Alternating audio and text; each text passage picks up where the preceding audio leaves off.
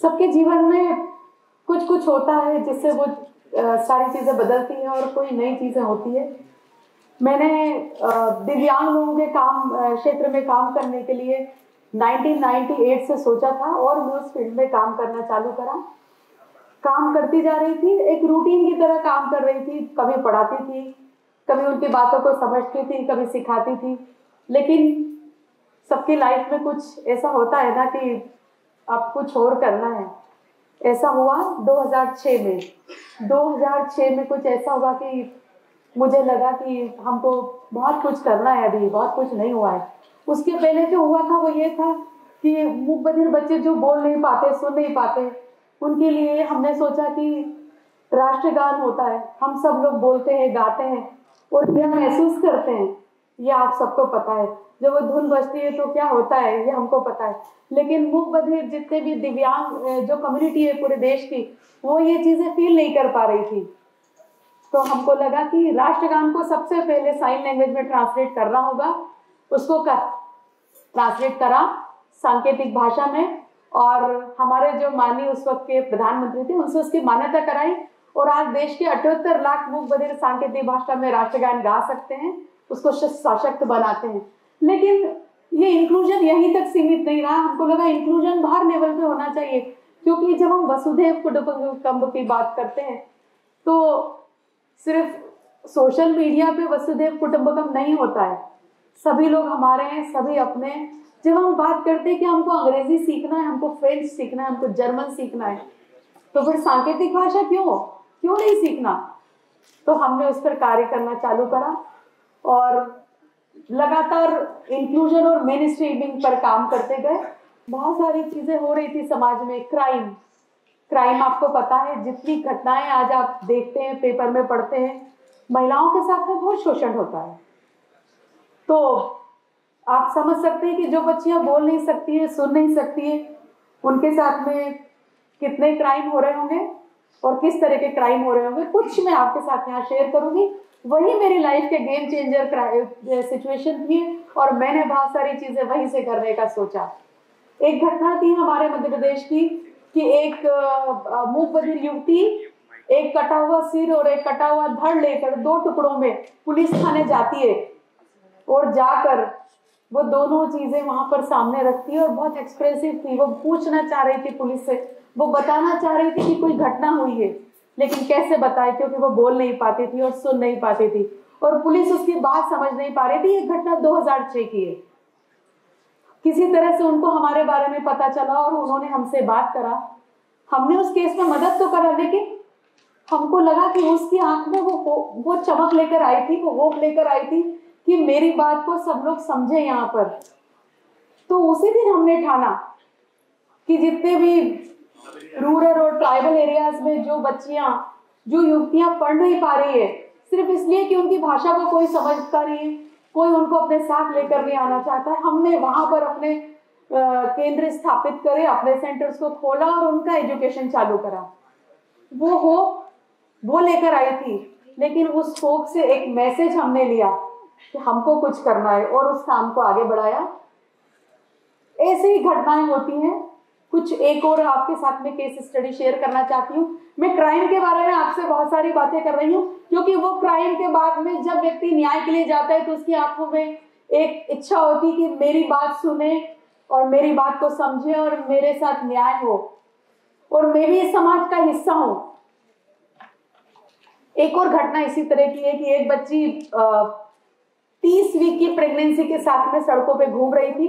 कोई उसकी बात को समझ नहीं रहा था और उसको तो ये भी नहीं पता था कि मैं गर्भवती हूँ, क्योंकि उसको ये भी नहीं पता था कि उसके साथ काफी पहले जो कुछ हुआ था वो गलत था।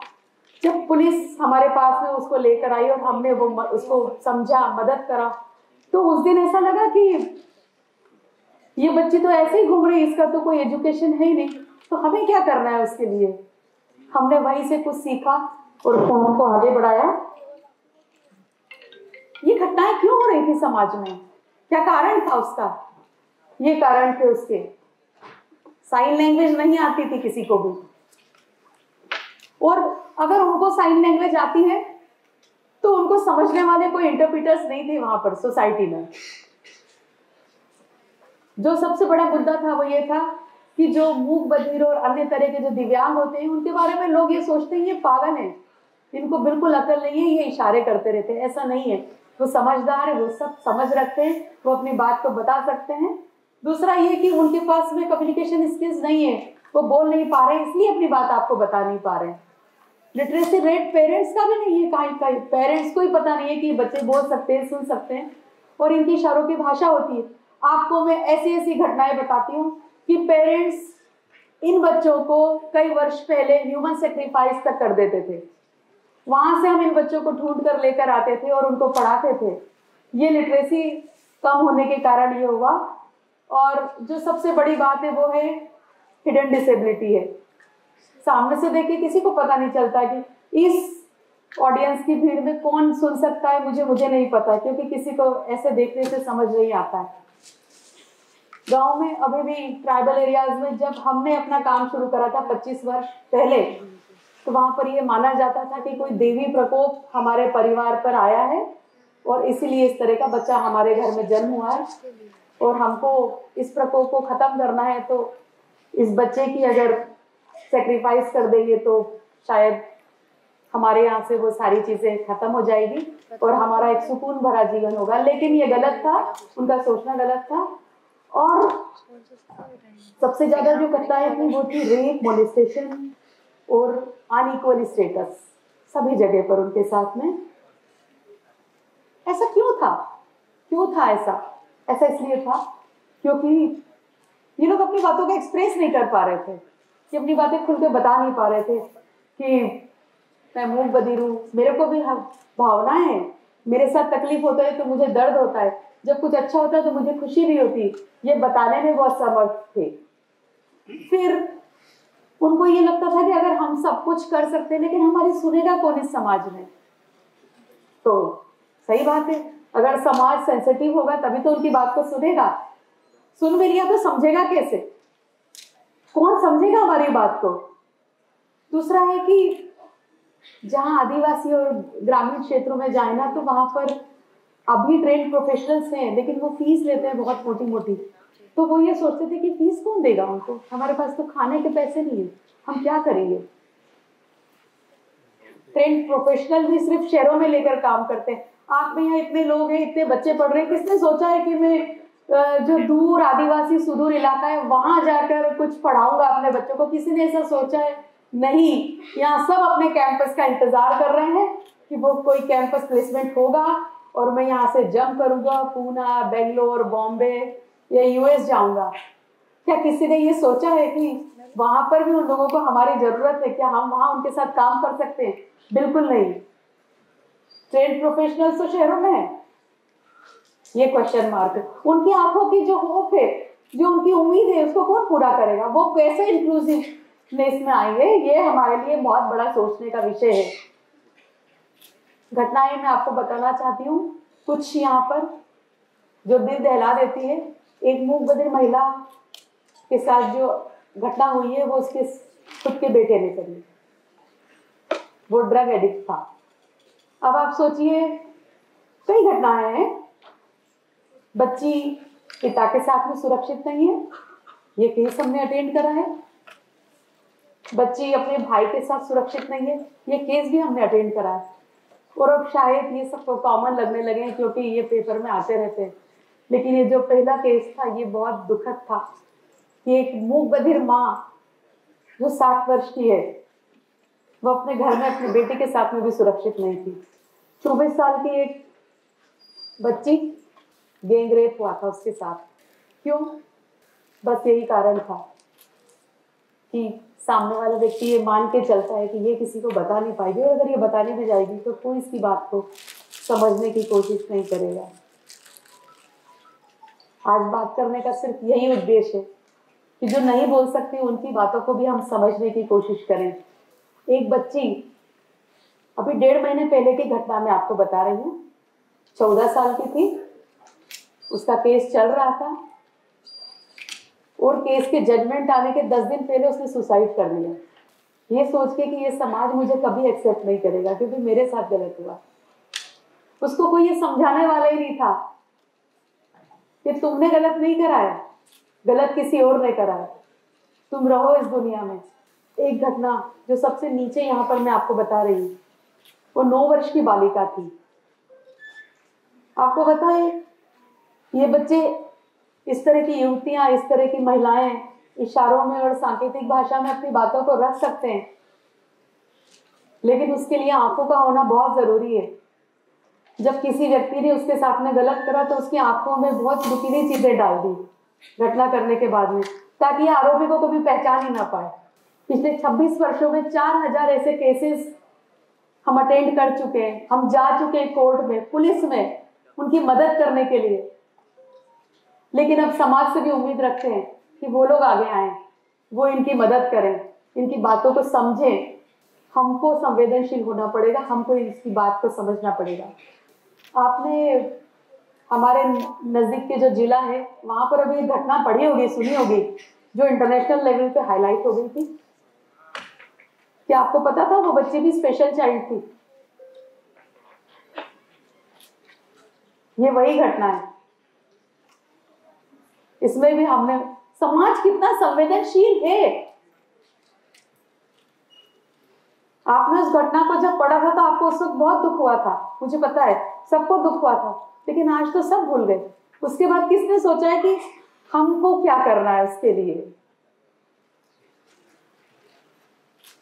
सिर्फ पेपर में पढ़ना, उस वक्त इमोशनल होना और 2 दिन बाद वो पेपर को रद्दी के ढेर में रख देना, इस आशा के साथ ये बच्चे नहीं बड़े हो रहे हैं। ये चाहते हैं कि हमारे लिए बराबरी का दर्जा हो इस समाज में, हमारी बात को कोई सुने, कोई समझे। कि एक घटना है, एक बच्ची थी जो बोल नहीं सकती थी, सुन नहीं सकती थी और ऑटिस्टिक थी। वो इशारों में भी अपनी बात को नहीं बता सकती थी। वो घटना करने वाला उसका भाई था। वो जब कोर्ट पहुंची तो वो इशारे नहीं कर रही थी, तो जज ने बोला कि ये तो कुछ बता नहीं रही है, कैसे हम इसकी बात को सुनेंगे? लेकिन हमने उसके पहले उससे बात करके उसको समझाया था। 2 जेंडर की उसको डॉल दी थी। लेडी जो फीमेल जेंडर का डॉल था वो उसको समझाया कि ये तुम हो, ये तुम हो, उसको बार बार समझाया। और जो मेल जेंडर का डॉल था वो बताया कि वो जो गलत कर रहा था वो है। वो समझ गई उस बात को कि मुझे कैसे अपनी बात को समझाना। वो कोर्ट में वो दोनों डॉल लेकर गई थी। जज साहब को बड़ी आश्चर्य हुआ कि ये कैसे एडमिट होगा, ऐसा कैसे हो सकता है कि कोई डॉल से अपनी बात को बताएगा? तो हमने उनको समझाया कि वो ऐसे ही एक्सप्रेस करेगी अपनी बात को। वो एक बहुत माइलस्टोन केस बना, उसको वैसे ही लिया गया और उसमें बहुत अच्छा उसके लिए जजमेंट आया। लेकिन समझना ये है कि हमको उनकी बातों को समझना है ज्यादा से ज्यादा। रोज रोज रोज रोज पेपर में आता रहता है, हम पढ़ते हैं, पता नहीं कैसे भूल जाते हैं इन सब चीजों को। अब हमको याद रखना है, हमको थोड़ा और संवेदनशील होना है उन बच्चों की आंखों में जो आशा है उसको पूरा करने के लिए। ये बच्चियों को कई बार लोग घर से निकाल देते हैं। जब हम एक टीवी के शो में गए थे, वहां से जब हम लौटे तो हमको पूरे भारत से कॉल आ रहे थे कि सर हम अपनी बच्ची को छोड़ना चाहते हैं। हमने पूछा छोड़ना क्यों चाहते हैं आप? आपकी बच्ची आप रखिए। नहीं सर, इसकी भाषा हम समझते नहीं और हमारे पास इतना पैसा भी नहीं है कि हम इसको पढ़ा पाए, तो हम इसको छोड़ना चाहते हैं। छोड़ना चाहते हैं तो क्या करेंगे, कहाँ छोड़ेंगे? पूरे देश में कोई ऐसी व्यवस्था ही नहीं थी कि जहां उसको छोड़ पाए। ये जो घटनाएं हो रही है, और जब हम पुलिस के साथ में काम करते हैं तो क्या आपको लगता है ये बहुत आसान है? बहुत सरल है ये सारी चीजें करना? बहुत दुख होता है, बहुत तकलीफ होती है। वो तकलीफ कैसी होती है? जो बच्ची बोल नहीं रही है वो तो हमको दिख रहा है, लेकिन जो आरोपी है वो बहुत सक्षम होता है, कई बार बहुत पावरफुल होता है। वो कई बार हमारे ऊपर जान से मारने के हमले हुए हैं। वो तो ऊपर वाला है जो हमको कहीं से लेकर आता है बचा के वापस। फोन आते हैं तरह तरह के, ये बच्ची तो कुछ भी बोल रही है, संकेत कर रही है, जज को कुछ नहीं पता है। आप जो बोलोगे वही जज मानेगी। आपको क्या बोलना है? आप समझ गए? आपको कुछ समझ में आया मैंने क्यों फोन करा है आपको? ये फोन आते हैं, केस को खत्म करना है। बच्चे से ये बुलवा दीजिए कि जो हमने बोला वो गलती से बोल दिया था, ऐसा तो कुछ हुआ ही नहीं। लेकिन बच्ची तो कुछ नहीं कर पाती है ना, समझ पाती है। ये पीठ है ना, ऐसा फोटो कहीं देखा होगा ना कि यहाँ बहुत सारे छोरे होते हैं, हम बच्चों को ऐसे लेकर खड़े रहते हैं और पीछे से हमको तकलीफ होती है कई बार। अगर ऐसे नहीं तो किसी और से तकलीफ देते हैं।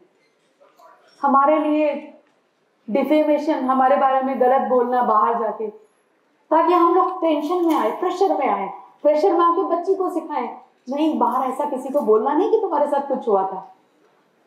लेकिन हम कभी भी झुके नहीं, लड़ते रहे और हमेशा लड़ते रहेंगे। लेकिन कब तक? हम चाहते हैं आज जितने भी यहाँ पर हैं आप सब, आप उन बच्चियों की आशा बने, उनको ये फील कराएं कि समाज उनका भी है और बराबरी से है।